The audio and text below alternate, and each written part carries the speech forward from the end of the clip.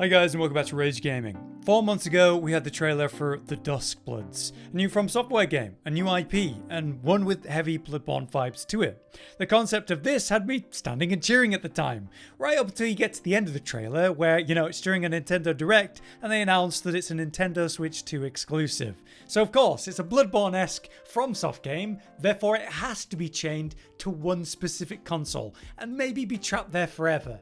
Just like Bloodborne. So I guess we're getting that experience again. That unfortunate note aside, how is it possible that we're getting a new From Software game so fast? Elden Ring was massive, Shadow of the Erdtree was obviously a big project for them, then you got Nightreign pretty much at the same time, something From Software's never done before. They've already released that and they've got DLC planned for this year, by the way, and we've got Duskbloods as an announcement. Well, this has actually been FromSoft's plan for a little while now. A massive leap forward in normal release time compared to before by trusting different team members to direct different games, where Miyazaki will be involved, kind of overseeing different projects. He won't be as heavily directing as we'd normally see.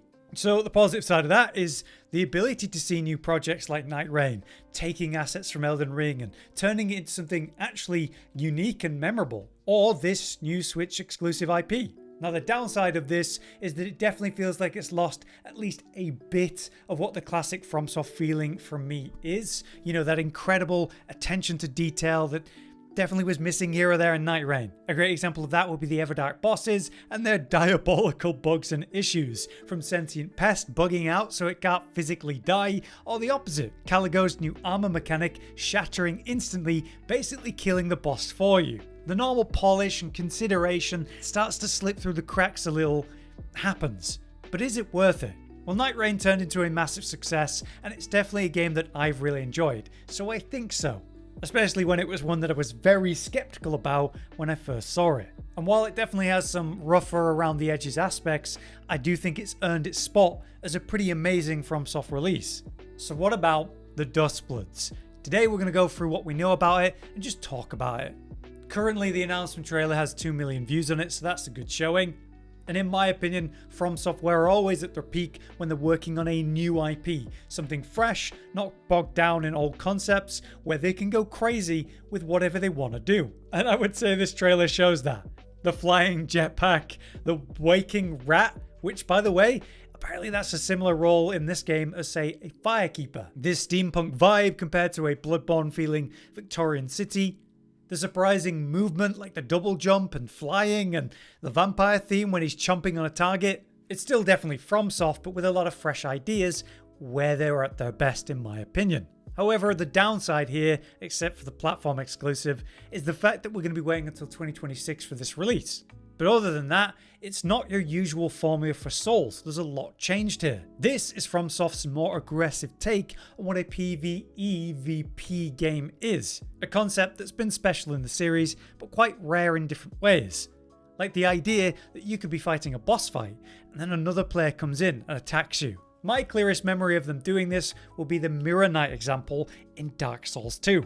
One of the coolest boss concepts in Souls, and it was in DS2. A giant mirror being held like a shield by a boss, which, through that, summons would come to fight you. But if a player set up a red sign at the door outside, they could be summoned in instead of an NPC through that mirror, giving you a bit of PvP in your boss encounter. Pretty crazy stuff. And Duskbloods is going to dip into that concept a bit. As described, the Duskbloods is a multiplayer action role-playing game with PvP and PvE involving up to 8 players. Rather than progressing location to location, you'll be choosing between over 12 Bloodsworn. Set characters with quite a lot of vampire feel to them, it would seem, all with their unique loadouts. This includes their own weapons, armor, firearms even, and abilities. If this sounds familiar, it should, because it's not that far off the concept of a Nightfarer in Nightreign. These players will then compete against each other on different maps, but outside of that you will have a hub you always return to where you can further customize your setup.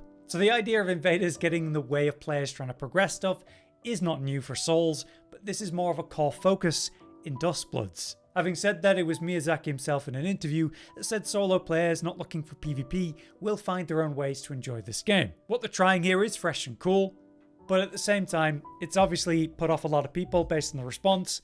A lot of people just don't want to do PvP in Souls, or maybe even more accurately, they don't like the invasion mechanics when they're trying to play PvE and play with their friends, and invaders get in the way of that. I think it's a key integral part of Souls games and one of the funnest parts of it, but Miyazaki at least seems to be aware of how important that aspect of the player base is, and he tried to reassure people that it should be fine.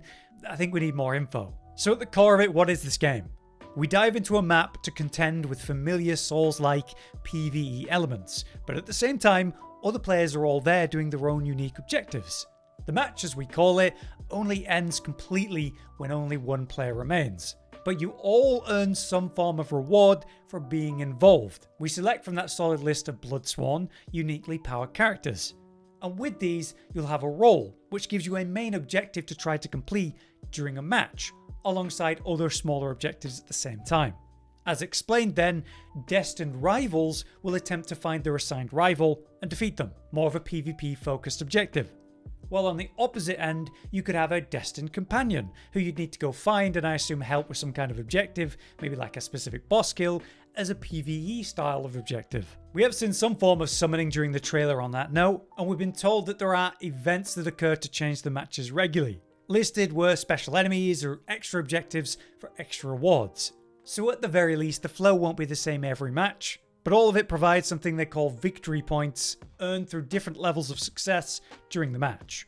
I assume the ultimate winner at the end will receive a bonus then or something special, and then you earn more points through the general objectives of the match, personal, event objectives, and so on. The rewards, as vague as they are, will be used for further character customization though.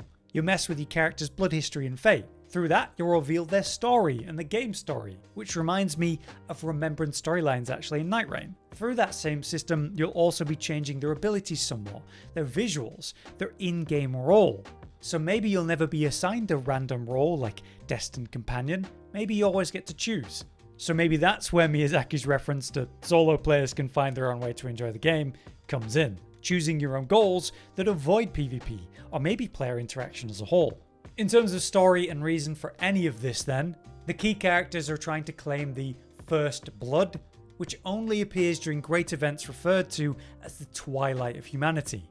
Apparently, this great event kind of twists the world as we know it and time periods start to overlap, which explains the shocking technology sin in the steampunk aspects of the game, like a literal train, all in a gothic Victorian era city. But also explains the Bloodsworn themselves, who greatly vary in their designs. They're all brought here from deeply different times, and so not only do the characters come from different timelines, but the maps you experience will be very different in theme and setting too. All of this, as Miyazaki described it, is a mix of a dream or a nightmare in feel, depending on your perspective, I guess. So in terms of development, the visuals and gameplay options they could offer because of that concept are something more expansive that they've never been able to do before, which definitely sounds fresh and fun. The maps themselves are described more as dense arenas though, meant to encourage their travel and investigation, and obviously with that conflict. I could easily imagine high valuable locations, or locations that naturally draw players to them, which is kind of classic FromSoft level design anyway. And in turn, you're more likely to find other players because of it at these higher value places. If you're trying to avoid people, then sure, there'll also be lesser travel paths because there'll be less value there. They've made it clear then that simply killing other players isn't going to be the best and only option for rewards. It seems like hidden locations, bosses, loot, and other key objectives are going to be very valuable. And I think an ideal mix of all of them could be great. In terms of mobility though, the Bloodsworn are all going to be very mobile, it seems. We've seen very fast movement, we've seen huge leaps, or double jumps, or the guy with the actual jetpack, as well as moving vehicles like the train. Maybe we could ride in it or on it. So it seems like each Bloodsworn has some kind of mobility option at the very least. I've also largely seen them with some kind of ranged weapon on their side or back to go alongside the classic melee combat of a Souls game. We've also seen some very special abilities like the Vampire Bite or this insane dinosaur transformation. So the wackier concepts are probably the character abilities. Overall, I find this concept very fresh and unique, and where I would have been skeptical of it before playing Nightreign and the experience I've had there, now I trust them to really twist the concept of a Souls game and create new, really interesting stuff within it. I am a massive fan of the PvE VP genre. Tarkov is one of my most played games. I've got over 3,000 hours in it. And to see something of that nature in some sort of Souls or FromSoft setting is quite exciting. So I'm very much looking forward to this concept. If it was multi-platform, if it was releasing on consoles and PC, and sure, the Switch 2 if you want. The fact that it's a Switch 2 exclusive is a massive negative for this game and will massively limit the player base. It's always been unfortunate that exclusives exist and they sell the consoles, and you know, these consoles need something for you to buy them. From Software are a big name now, so no matter how interested I am in this game, that is a very sour point for me. Let me know what you guys are thinking about all of it, and hopefully at some point soon we'll get more info, because it has been like 3 or 4 months now. Anyway, until next time, I've been Hollow, you've been you, thanks for watching.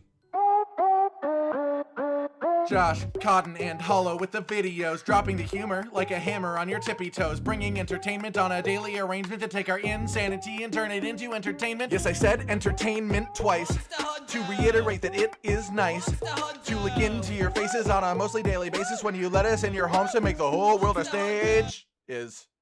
Goodbye.